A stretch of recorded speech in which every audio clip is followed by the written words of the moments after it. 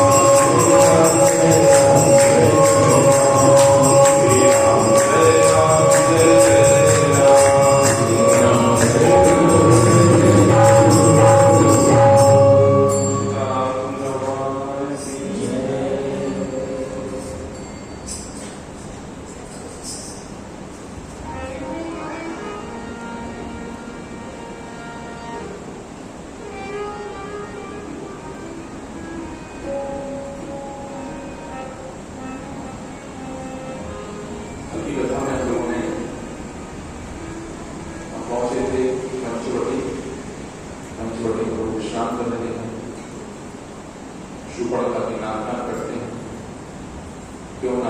काटे और वो फिर चले, नाक ही क्यों काटे, नाक पर काटे उसको पर चलते। रावण के पास शूर्पणखा सूचना लेकर के पहुंचती है और राम के पास में रावण आते हैं। यूं कहें कि माता सीता का हरण करने के लिए रावण योजना बनाता है और हिरण का रूप लेकर के मारीच को साथ बनाता है। मारीच आता है और मारीच आकर के माता सीता के मन को ले जाता है। यहाँ तक कलंगों ने कहा सुनी थी, आज इसके आगे हम लोग कथा श्रवण करें।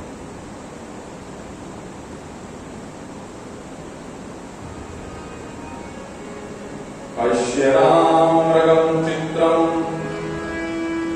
कानकं रत्नभूषितं विचित्रबिन्दुभिर्युक्तं चरन्तं मकुटोभयं गत्वा देहि मम पीडा मृगो भवतु सुन्दरः तथेति धनुराधाय गच्छन् लक्ष्मणमब्रवीत् रक्षतमति यत्नेन सीतां मत्प्राणवल्लभाम् मायिनः सन्ति विपिने रक्षसा घोरदर्शनाः अत्रोऽत्रापहितः साध्वी रक्ष सीतां निन्दिताम्। मृग को ऐसा देखा न कभी जैसा यह सुवर्ण सलोना। माता सीता उस सोने के मृग को देखती हैं और ऐसे विचार करती हैं कि हम लोग जाएंगे मन से वापस जाकर के। कोई कहेगा दीदी आप, हमारी देवरानी कहेगी दीदी आप इतने वर्ष मन में रही, कुछ लेकर के नहीं आती, वन में विशेष नहीं देखा आपने, कुछ देखा आपको बताइए। माता सीता ने कहा कि यही विशेष मृग है सोने का, बाकी तो दूसरे तरफ तो देखे बहुत सारे वन में विचरण करते करते 10 वर्ष में, ऐसा मृग कहीं नहीं देखा। तो राम जी को कहा प्रभु ये मृग चाहिए। और मृग तो मारीच बन करके आया था, रावण की योजना से आया था और राम जी की मन में मुस्कुरा रहे, बहुत बढ़िया बढ़िया, बहुत अच्छी योजना चल रही है। जो आपको काम सौंपा था, जिस उद्देश्य से आपको वन में लेकर के आए थे, और उस कार्य को आप पूरा करने के लिए तैयार हो गए। राम जी धनुष बाण लेकर के उस मृग के पीछे भागते हैं और जैसे धनुष बाण लेकर के उस मृग के पीछे भागते हैं, तब तकी राम कठिन सरमारा हरनि पर्यो करी घोर पुकारा। राम जी ने जैसे अपना धनुष बाण लिया और उसको मारते हैं,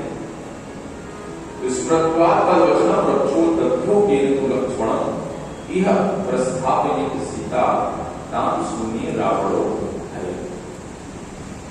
तो मरते मरते मारीच ने ऐसा विचार किया कि मरते मरते हमारे स्वामी रावण ने जो योजना बनाई थी उसको पूरा कर देते। तो मारीच को जैसे बाण लगा, मारीच ने हिरण ने अपने मूल शरीर को त्याग करके मारीच का शरीर को त्यागा और रावण के अनुसार मूल शरीर को धारण करके और क्या कहा, सप्राप्त कालम आज्ञाय चकार चा ततः स्वम सदर्शम राघवस्य हासीते लक्ष्मणे इच्छा। हासीते, हा लक्ष्मण, ऐसे इस मृग ने आवाज उठाई। तो लक्ष्मण का नाम लिया, सीता का नाम लिया, राम का नाम नहीं लिया।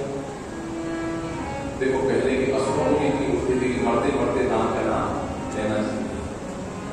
लक्ष्मण जी का नाम लिया, माता सीता का नाम लिया, लेकिन उसके पश्चात मन में किसका नाम लिया, राम जी का नाम लिया। लक्ष्मण कर प्रथम ही नए नामा वाच्य सुबह से मन महुनामा, मन महुनामा। बाद में मन में किसका स्मरण किया, राम का। पता दिया राम का स्मरण करेंगे तो हमारी मुक्ति हो जाएगी। आया भी इसी भाव से था कि रावण के हाथ से मरे, इससे अच्छा है रावण के राम के हाथ से मर जाए। और जैसे राम जी का नाम लिया तो राम जी ने उसको पर उठाते और ये सौभाग्य। भगवान की भक्ति किसी प्रकार से आए, उसका कल्याण निश्चित है। भगवान कृष्ण भगवद गीता में क्या कहते हैं? चतुर्विधा भजन्ते मां जना स्वीकृतिनो अर्जुना आरती अर्थार्थी जिज्ञासु ज्ञानी च भरतर्षभा। अच्छी बात यह है भगवान की भक्ति, भक्ति नहीं है भगवान के समीप आने, चाहे अनुकूल भाव से आओ चाहे प्रतिकूल भाव से आओ, लेकिन भगवान के समीप आने से लाभ ही लाभ, लाभ ही लाभ। तो भगवान कहते हैं 4 प्रकार के लोग हमारी शरण में आते हैं। कौन से आते हैं? बोले पहले हैं आरती, जिनके ऊपर कष्ट पड़ता है, समस्याएं होती है, ऐसे लोग भगवान की शरण में आने के लिए दुख में सुख करें, सुख में करें, दुख का कष्ट हो, दुख में जब होते हैं समस्या होती है तो भगवान कर सकते हैं। दूसरे बोले अर्थार्थी, एलोपैथी वाले के यहाँ हुआ है, होम्योपैथी वाले के यहाँ हुआ है, आयुर्वेद वाले से इलाज कर लिया, बाबा बापू सबसे मिल लिया, रोग ठीक नहीं हो रहा है, जब कोई व्यक्ति काम नहीं करती फिर कहाँ पहुंचते हैं? देवघर। जब कोई व्यक्ति काम नहीं करे देवघर।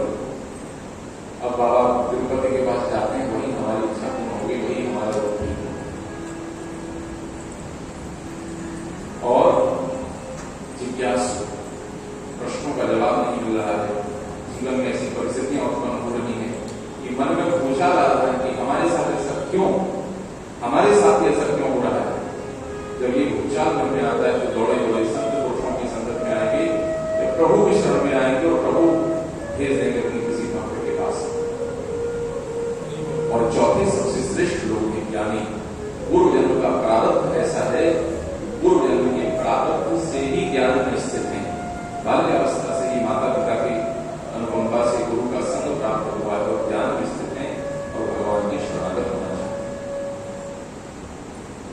तुम्हारी इसको पता है कि भगवान के हाथ से पिटेंगे कब की बचेंगे, कभी उद्धार हो जाएगा। क्योंकि नारद जी तो यहाँ तक कहते हैं भैया मैं तो ऐसा मानता हूं कि अनुकूल भाव से अच्छा प्रतिकूल भाव, प्रतिकूल भाव वालों को जल्दी मुक्ति प्राप्त हो जाती है।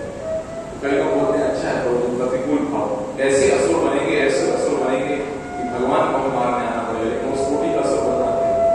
अभी उस कोटि का असुर बनने कोई बन नहीं पाता। अब बड़ा अपराध करेंगे तो पुलिस की गोली से मरेंगे, राम जी के बाण से मरना नहीं। इसलिए अच्छा है अनुकूल भाव से भगवान की भक्ति की जाए। जब इस प्रकार की आवाज आई, देवर देवर जाकर देखो, रघुराई तुम्हें देखते हैं, भाई के थके हुए बाजू भाई की बाट देखते हैं। जाइए, लक्ष्मण जी से कहा भैया जाइए आप, प्रभु ने आवाज लगाई आपका नाम लेकर के, लग रहा है प्रभु कुछ संकट में है, आप जाइए प्रभु।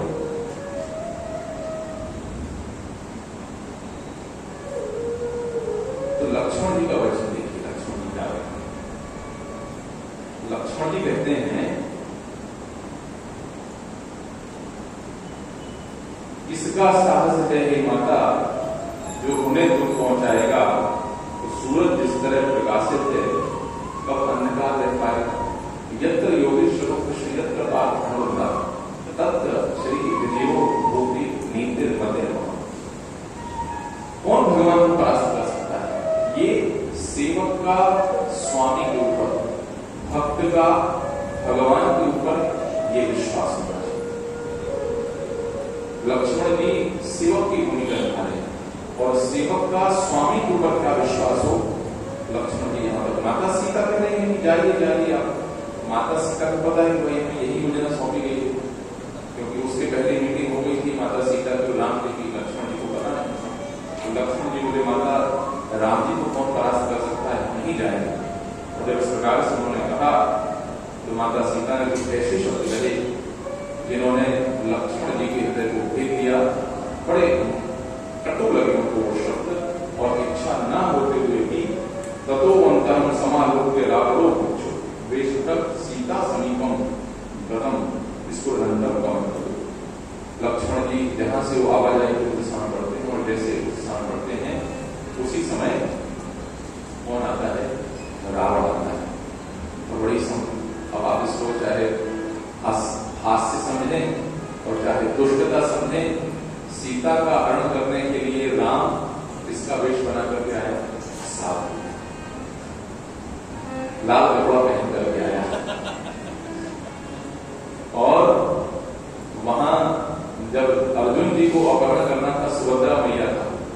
सन्यासी का वेश बना करके। प्रभु ने भी क्या गीता रच रहे हैं, सबसे दुष्टता का काम, और कौन से वेश में करवा रहे हैं, साधु वेश में करवा रहे हैं, कि नहीं? तो संकेत कर रही है कि साधु सावधान, विशेष रूप से साधु को सावधान रहने की आवश्यकता है।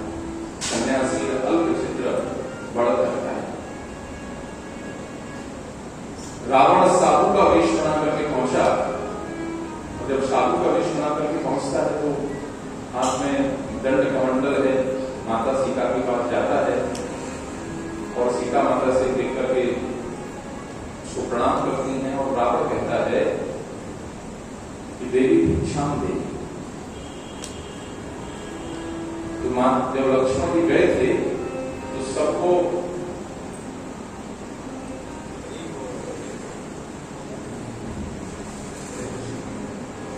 जब लक्ष्मण जी गए थे तो सौंप करके गए थे, जो जो यहां पर हैं उन सबको सौंप करके गए थे। माता सीता से जैसे रावण ने भिक्षा वृत्ति मांगी, देवी भिक्षा देही, तो लक्ष्मण जी तो कह गए थे। वैसे लक्ष्मण रेखा का वृत्तांत गोस्वामी जी कहते हैं वाल्मीकि रामायण में नहीं आता, लेकिन जो भी है रावण को संरक्षित करके गए थे, रावण को संरक्षित करके गए थे, सीता को संरक्षित करके गए थे। तो जब इच्छा मांगी तो माता सीता को नहीं आना चाहिए। कोई लोग कहते हैं लक्ष्मण रेखा मत पार करो, कई लोग ऐसे कहते हैं लक्ष्मण रेखा मत पार करो। तो क्या माता सीता ने मर्यादा का उल्लंघन किया?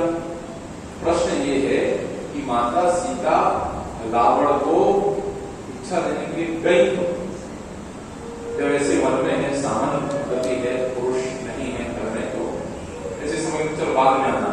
आज भी स्त्री ऐसे कह देती है, नहीं ऐसे पता है, कोई आए मांगने के तो प्रभु जी नहीं बात है, ऐसे कह देती। तो माता सीता ने वन में अकेली जंगल में फिर ऐसे क्यों कि बाबा जी बाद में आना।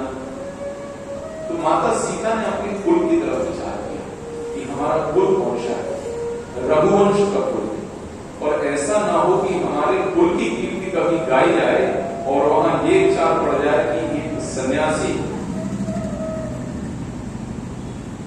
भिक्षा वृत्ति करने के लिए आया था और रघुकुल मणि राम लक्ष्मण नहीं थे, इसलिए माता सीता ने उसको द्वार से उतार दिया। तो ऐसा ना हो हमारे कुल की कीर्ति का पट्टा लगे, कुल की कीर्ति के रक्षण हेतु माता सीता भिक्षा देने के लिए चली गई। राम उसको पीछा निकाली, तद्दृष्ट्वा देवस्य भूतानि च वितद्दशो ततो विदर्भम धरणीं नभे रुद्रकृत्य भाव।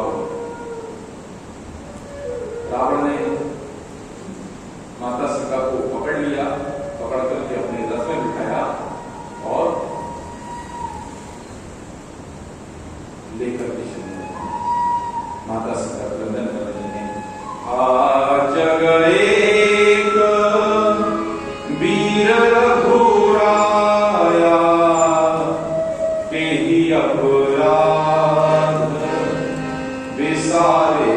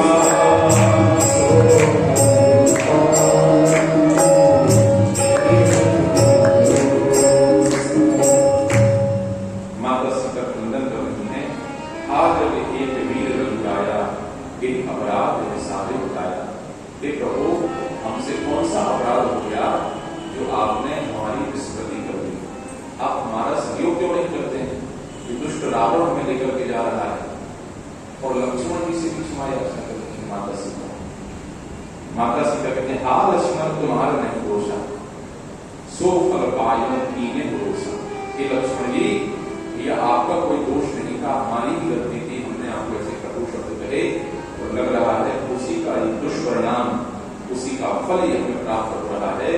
ये दुष्ट राक्षस हमें यहां से लेकर के जा रहा है।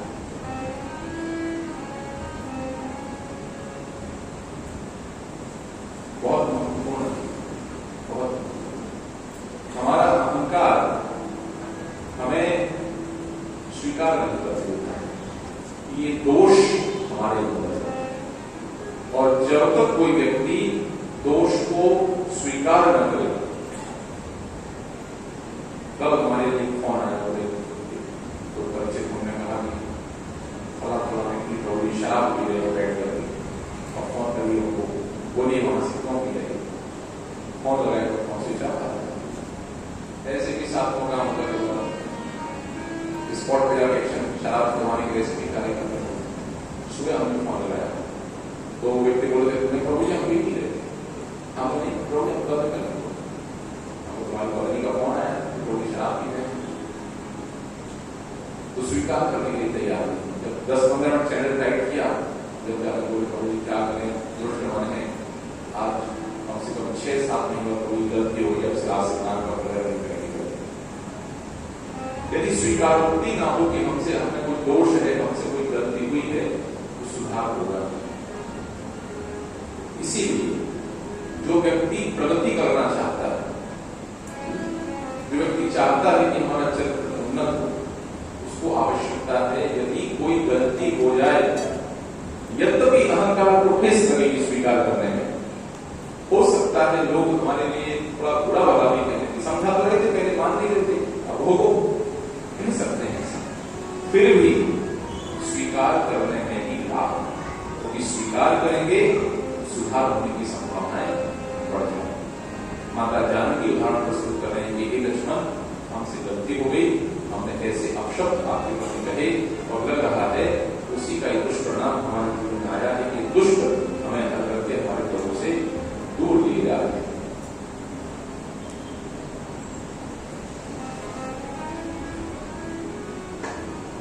ऐसे माता सीता बार बार अनुनय विनय कर ही रही थी। और आप देखिए आजकल लोग कहते हैं इतना कष्ट हमारे ऊपर पड़ा, कहां है भगवान बचाने नहीं आए, कहां है देव देवता भगवान देव देवी बचाने नहीं आए।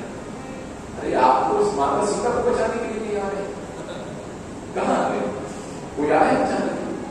न इंद्र आए, न चंद्र आए, न अरुण आए, न वरुण आए, न यम आए, न कोई नहीं आए। भगवान को स्पर्शन भी नहीं आया, कोई नहीं आ रहा बचाने के लिए।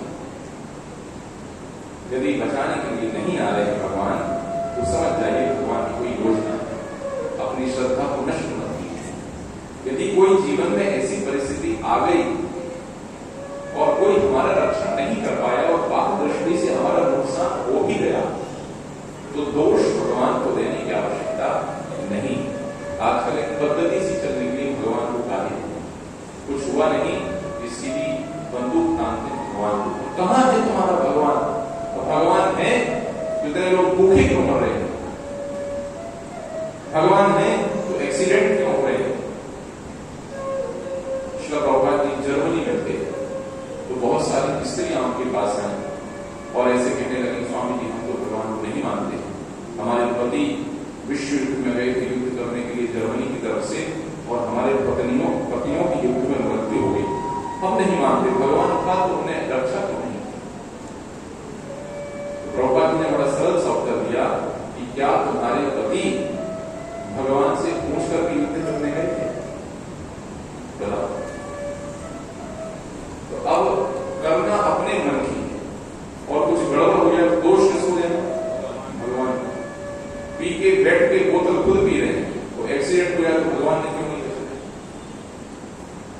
तो प्रश्न ये उठता, भगवान ने क्यों नहीं बचाया या भगवान क्यों नहीं बचाते? तो इस संसार में भगवान सीधे सीधे इन्वॉल्व नहीं होते, सीधे सीधे कार्य नहीं करते। जैसे मान लो यहां भी झगड़ा हो रहा है, उड़ीसा के गृह मंत्री कौन? सब महात्मा, राजनीति से किसी को लेना देना हमें भी नहीं पता, इतनी राजनीति हमें नहीं पता है। उड़ीसा के कौन है? हमारे गुजरात के राष्ट्रपति। तो जो भी है यहाँ के जो यहां पर झगड़ा हो जाए तो क्या गृह मंत्री जी गिरफ्तार करने के लिए आएंगे? नहीं आएंगे। कौन आएगा? यहाँ पुलिस स्टेशन में जो इंस्पेक्टर साहब हुए वो भी नहीं आएंगे, तो सिपाही को भेजेंगे, जाओ भैया तुम लोग देख लो क्या मामला है। तो जैसा मामला वैसे लोग छोटा मोटा झगड़ा हो गया, सिपाही आकर के देखा पकड़ लिया जाएगा, काम नहीं था। बड़ा झगड़ा हो गया, पीआई साहब आएंगे, इंस्पेक्टर साहब, और बड़ा होगा तो डीएसपी एसपी भी आएंगे। और हिरण्यकश्यप को ऐसा कोई मामला यदि फंस जाए तो फिर क्या होता है? फिर भगवान आते हैं। विशेष कहीं स्थिति बन जाए जहां भक्त दोनों ही भक्त हो गए, प्रतिकूल भाव का एक अनुकूल भाव का, तो वहां पर रक्षण करने के लिए भगवान आते हैं। माता सीता कह रही है, प्रभु आपने हमारे ऊपर से दृष्टि को क्यों हटा दिया? कोई हमारी सहायता करने के लिए आ नहीं रहा है। उसी समय बड़ी एक अद्भुत घटना घटती है। ईधराज सुनी आरत वाणी, रघुकुल तिलक नारी पहचानी। ईधराज सुनी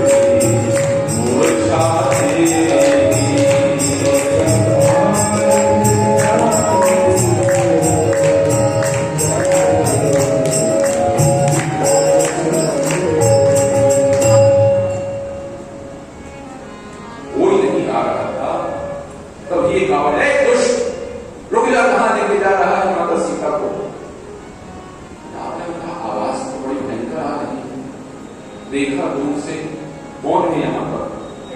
जब रावण देखता है तो ऐसे लगता है कि लग रहा है मैनाक पर्वत है। दूर से देखने में इतना विशाल उस पक्षी जिसका नाम है जटायु, इतना विशाल शरीर है, दूर से देखने में लगा मैनाक पर्वत। कोई बोलेगा मैनाक पर्वत क्यों भैया? अभी सुंदर कांड में आएगा। मैनाक पर्वत, कृष्ण को मैनाक पर्वत के पंख हैं, मैनाक पर्वत के पंख कट नहीं पाए, बच गए समुद्र के ऊपर, समुद्र में जाते सकते। इसलिए मैनाक पर्वत के जैसा लग रहा है। थोड़े नजदीक में आए तो लग रहा है भगवान विष्णु का वाहन गरुड़ है। लेकिन गरुड़ तो हमारे बल को जानता है। अब जब और नजदीक में आए तो ये तो पूरा रेटाइल है, इसको अपने तलवार से चंद्रहास से काट देंगे इसके पंखों, ऐसा विचार किया रावण ने। जटायु जी ने देखा ईधराज सुनी आरत वाणी, जिस करुणा के साथ में माता जानकी पुकार रही थी, तो उस आवाज को सुनकर के कोई तो नहीं आया, कोई देवता इत्यादि तो नहीं आया, लेकिन ईधराज आए। और ईधराज ने कैसे देखा? रघुकुल तिलक नारी पहचानी। पहले तो भेंट एक बार हो चुकी थी और अब रघुकुल का चिन्ह उन्होंने देखा माता सीता के ऊपर कि ये तो रघुकुल भूषणमणि श्री राम की प्रधानमंत्री माता सीता है। जटायु दौड़कर के रावण के पास छोड़ दे माता सीता को, अन्यथा क्रोध रूपी अग्नि में तेरा वंश उसी तरह भंग हो जाएगा जैसे अग्नि में पतंगा प्रवेश करता है और सारे पतंगे नष्ट हो जाते हैं। ऐसे तेरा पूरा कुल, पूरा वंश राम जी के क्रोध से भस्म हो जाएगा। लेकिन रावण को क्या पड़ा? गोस्वामी ये लिखते हैं, धरि कच्छ गलत कीन मुनि गिरा, सीत गिरा कीन मुनि गिरा, चौचन मान वेदारे से देही दंड एक होते मोक्षाते। ऐसे प्रहार किया जटायु जी ने जाके रावण के ऊपर पंखों से और चोंच से की, एक क्षण की जो है एक दंड वही मूर्छाते, एक घड़ी के लिए रावण को मूर्छा गिर गया, रावण बेहोश होकर।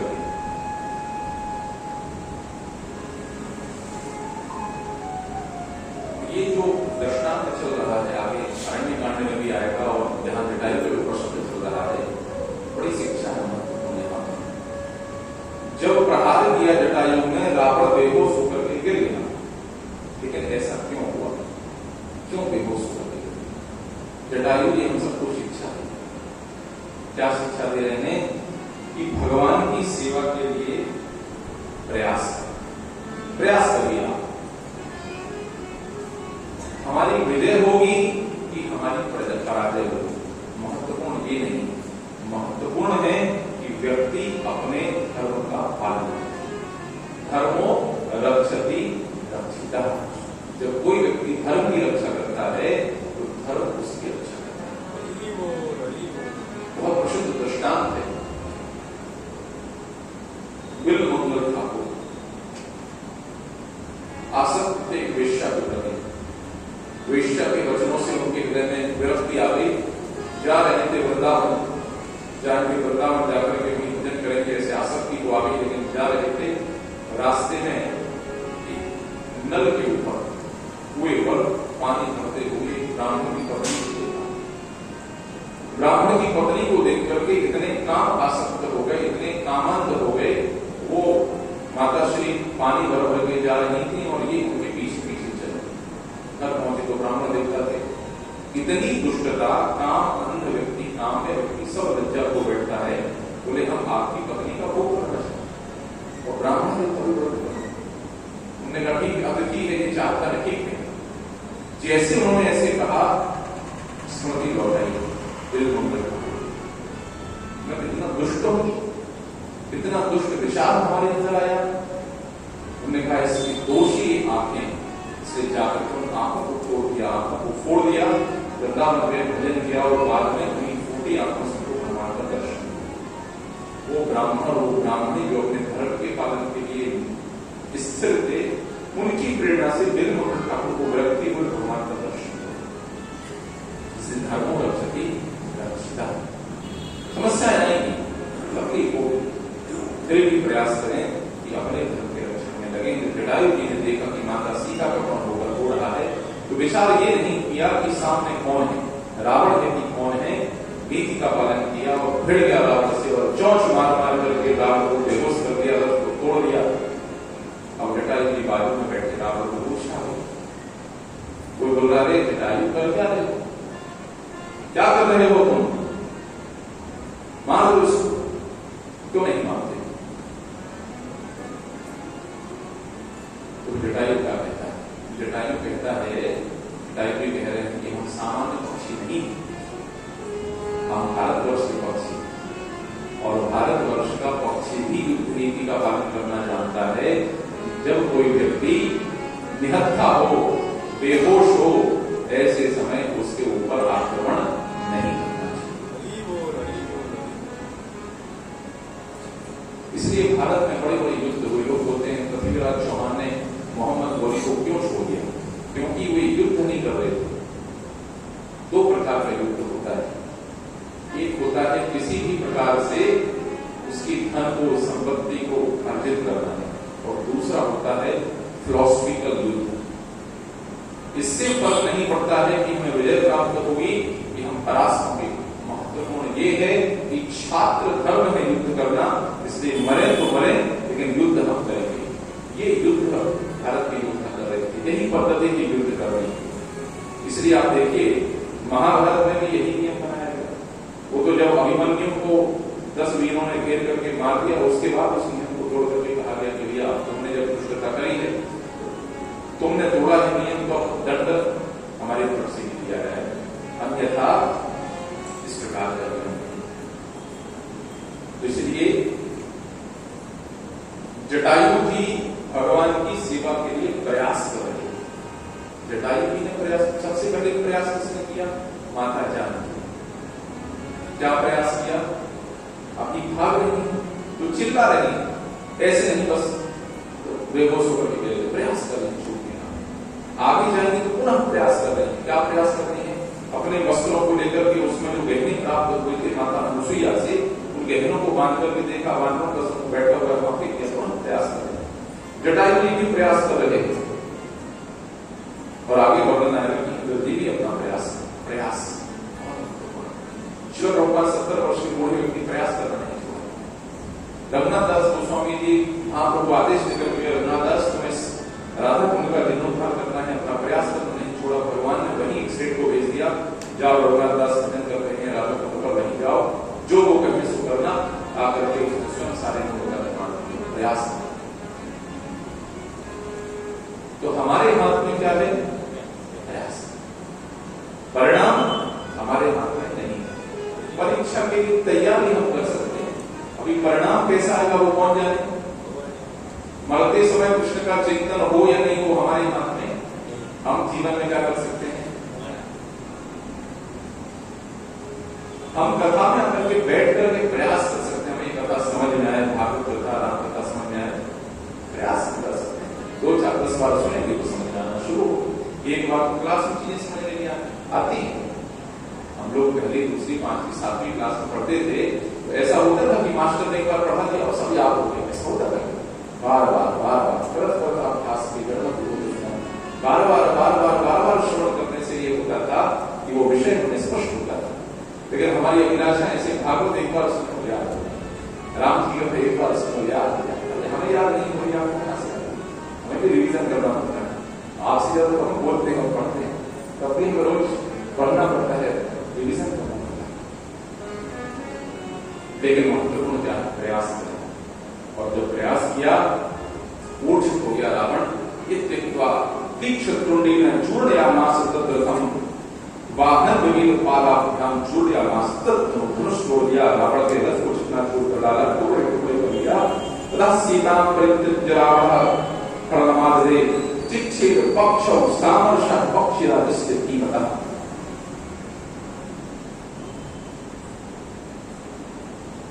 चला जाते जब चारों पुनः गए युद्ध करने और रावण ने दोनों पंख काट दिए। रावण ने दोनों पंख काट दिए, जटायुधि गिर गए। लेकिन पूरे गिरने में भी फायदा है, गिरे हैं तो प्रभु हमारी सहायता करती है। जब जटायुधि वहां पर गिर जाते हैं, पपात इच्छ से प्राणी में हुई पक्षीराज, वहां गिरने के पश्चात रावण लेकर के चला जाता है माता सीता को। करति विलाप जाति न सीता, सीता व्याध विवश जनो ब्रवी सविता। गिरि पर बैठ के कपिल निहारी, कहीं हरि नाम दीन प्रगटाई। पर्वत पर बैठे बानरों को देखा तो वहीं पर भगवान का नाम लेकर के वस्त्र में सारे आभूषणों को बांध करके फेंक दिया। और रावण घबराहट में इस कार्य को देख नहीं पाया। रावण भी घबरा रहा होता था, जो सारे आभूषणों को फेंक दिया। रावण वहां लेकर के चला गया, लंका में लेकर के गया, अशोक वाटिका में माता सीता को बैठा दिया।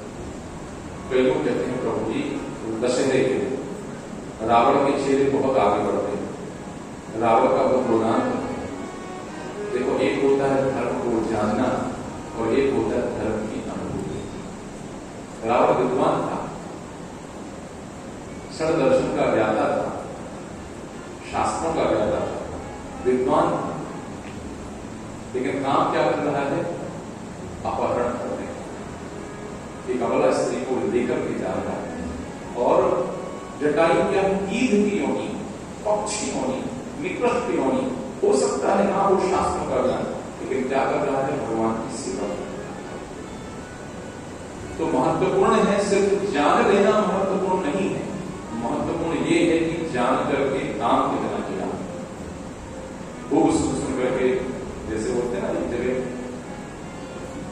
कुत्ता मर गया पड़ोस में, तो एक महाराज जी गए, बोले अरे भैया कुत्ता मर गया, तो जान दो, जीव है आया है सो जाएगा। देही का श्लोक सुना दिए, 2-4 देही उसमें था, देही भगवान जरा काहे बोलते हो। कुछ दिनों बाद नहीं, पड़ोस का लड़का मर गया। कुछ दिनों बाद उनके यहाँ एक पशु मर गया महाराज जी के यहाँ पर। तो पड़ोस से आए, महाराज जी क्यों रो रहे? नहीं रोना चाहिए, आप तो उसे आए थे समझा करके हमारा लड़का मरा था। महाराज जी तुम्हारा लड़का मरा था, हमारा कुत्ता मरा है।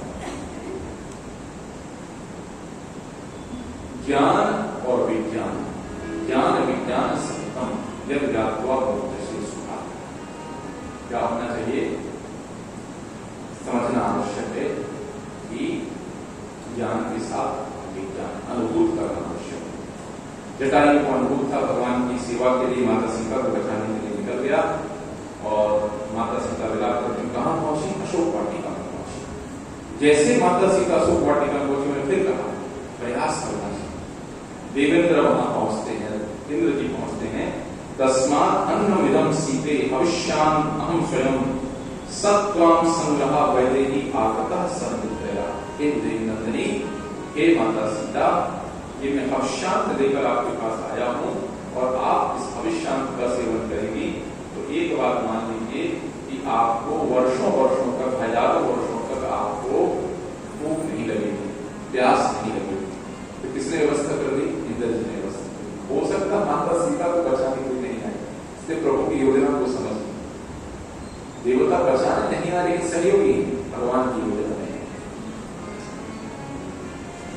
रघुपति अनुज ही आवत देखी, बाहिज चिंता कीनी विशेषी।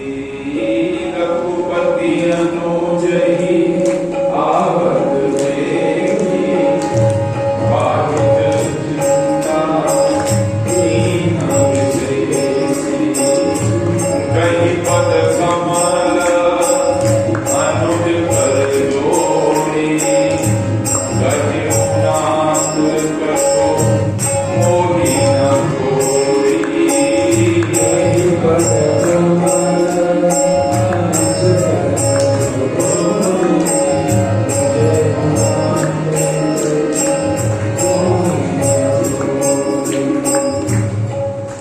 राम जी ने देखा लक्ष्मण जी यही चले आ रहे हैं, चिंतित हो गए। लक्ष्मण जी यहाँ नहीं तो सीता कहाँ? लक्ष्मण जी से बोला, लक्ष्मण क्यों आए यहाँ पर? लक्ष्मण जी बोले, प्रभु हम नहीं आ रहे, हमने माता सीता से कहा था प्रभु को छू नहीं सकता है, उन्होंने प्रभु हमसे ऐसे ऐसे शब्द कहे, हम तो सुन नहीं पाए शब्दों को, जिस स्थान को छोड़कर जा रहे। 3 श्लोक में वाल्मीकि लिखते हैं, भावो मयि तवात्यर्थम पाप एव निवेशितः विनष्टे भ्रातरी प्राप्तुं न चाहतुं मां अवाप्स्यसे। तेरे मन में पापों का भाव हो रहा है लक्ष्मण, पापी है तो अपने भाई के मरने पर मुझे प्राप्त करना चाहता है, मुझे पाप नहीं सकेगा। और ऐसे कहेंगी माता तो कौन रुकेगा भाई? इतने कठोर शब्द माता सीता ने, माता जानती है तू इतना दुष्ट है।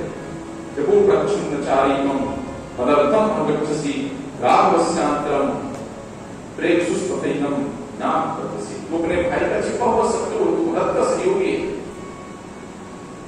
आया है भरत के आदेश से अमरों को मारने के लिए, राज हटना चाहता है। ऐसे ऐसे शब्द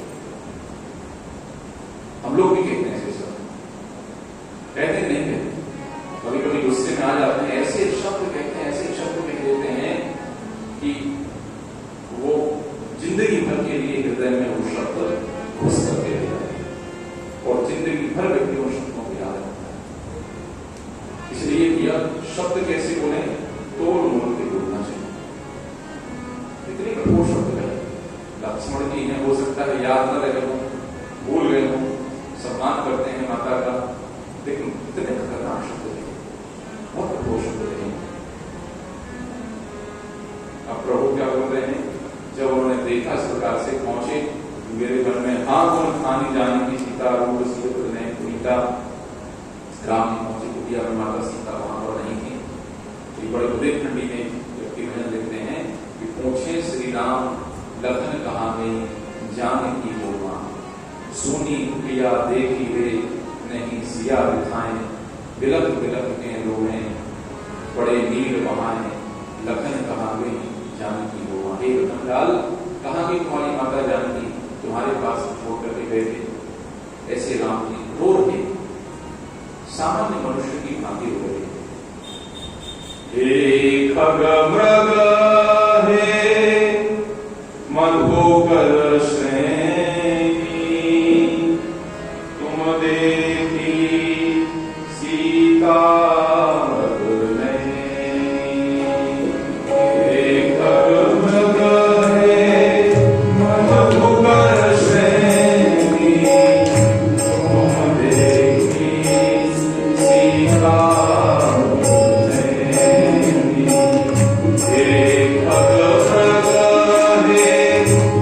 मधु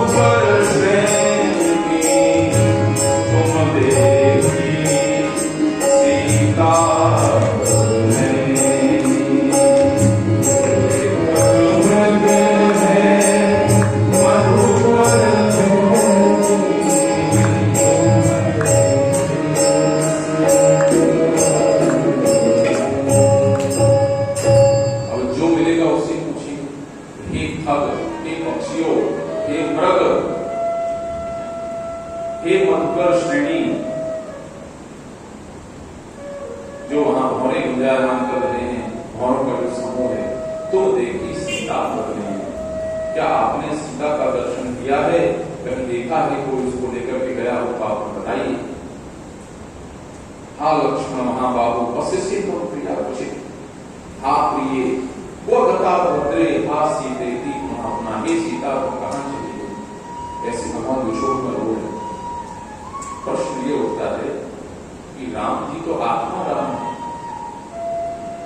जो आत्मा राम है, जो सारे आनंद के स्रोत हैं, जो सच्चिदानंद के घट हैं, विग्रह हैं, ऐसे प्रभु अपनी पत्नी के वियोग में क्यों रो रहे? न रोते। जैसे राम जी रो रहे, ऐसे तो आप में से कोई न रो अपनी पत्नी के वियोग में। आंखों से अश्रुधार लगी हुई है। पागल ऐसे कौन पूछता है पक्षियों से? अरे आदमियों से पूछेंगे, पुलिस स्थान में जाकर रिपोर्ट लिखाएंगे। राम जी तो पागल हुए, पागल होकर के पक्षियों से पूछ रहे हैं, वृक्षों से पूछ रहे हैं, पहाड़ों से पूछ रहे हैं, वृक्षों से पूछ रहे हैं, देखा है कहीं हमारी सीता? तो क्यों पूछ रहे हैं? दो कारण क्यों पूछ रहे हैं? क्योंकि लक्ष्मण जी जाते जाते सौंप करके गए थे कि आपको मैं सौंप करके जा रहा हूं, हमारी माता का ख्याल। तो कह रहे हैं तुम्हारी जिम्मेदारी थी, तुमको सौंप करके गए थे, बताइए जानकारी दीजिए हमें, कहां है जानकी? और दूसरा क्यों रो रहे हैं? सामान्य मनुष्य की पीड़ा कर रहे हैं, सामान्य मनुष्य की पीड़ा। यहां से आप देखेंगे राम जी की सारी लीला मनुष्यवत होगी। यहां से सब जानते हैं, सारी जानकारी उनको, लेकिन ऐसे करेंगे दिखावा, नाटक ऐसे करेंगे जैसे अनभिज्ञ हैं, कुछ पता नहीं। क्योंकि रावण को ये श्राप मिला था कि नर और वानर, रावण ने कहा दो से हम निपट लेंगे, नर वानर से हम निपट लेंगे, बाकी का वरदान दे तो कोई हमें मार न सके। तो प्रभु बोल रहे हैं कि अब ब्रह्मा जी के वचन को पूर्ण करना है, तो नर की लीला तो करनी होगी। पत्नी खो गई है तो वियोग को दिखाना पड़ेगा, इसलिए ऐसे वियोग दिखा रहे हैं। चलते हैं, वो प्रयास करते हैं।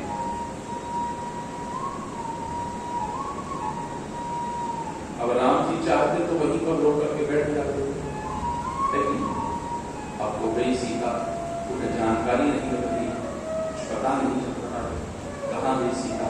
ना राम जी को ना कहते हैं कि आंखों के सामने अंधेरा छा जाए, फिर भी प्रकाश की किरण कहीं ना कहीं तो दिखाई। 5 के 5 विषयों में फेल हो जाओ परीक्षा में, फिर भी मरना नहीं है, आत्महत्या नहीं करनी, सफलता मिलेगी। यहां नहीं तो कहीं और मिलेगी। आज जो बड़े बड़े लोग बैठे हैं, धन की दृष्टि से विचार कर रहे हैं, हम जानते हैं ऐसे बहुत सारे भक्तों को, मारवाड़ी समाज के हमारे बहुत सारे परिचित लोग बड़ौदा में आए थे। बड़ौदा में शहर में हमारे आए थे, तो ऐसी स्थिति थी कि दुकान दुकान दवाइयां बेचते थे, मेडिकल रिप्रेजेंटेटिव काम होते। आज ऐसी अनुकंपा हुई, दो बड़ी बड़ी फैक्ट्री खोल करके रखी है, अपना खुद का बस दवाई जहाज। ऐसे भी लोग रोड पर घूम करके जगह जगह जाते थे, व्यक्ति को बांटते थे चीजों को। आज बड़े बड़े व्यापारी, विदेशियों की कंपनी का एक्सपोर्ट होता है। भौतिक दृष्टि से भी रहा और आध्यात्मिक दृष्टि से भी देखिए। पहुंचे जगतगुरु प्रभु से, जिस दिन पहले दिन स्कूल में आए थे, कितनी माला करते थे? 1 माला। कब करते थे? जब रात में सोने का समय हो। तो उस समय जब आए थे, जब रात में 1 माला करते थे, पहले तो इच्छा नहीं थी, 1 माला करते रोज सोते समय, और अब उठ करके पहला काम भगवान के नाम को जप करते। इससे क्या करना चाहिए? न करते नहीं है, हजारों लोग करवा रहे हैं, कहीं लोगों को करवा रहे हैं, दूसरे को करना बनाते, तुम भी भगवान के नाम पर। राम जी हमें शिक्षा दे रहे हैं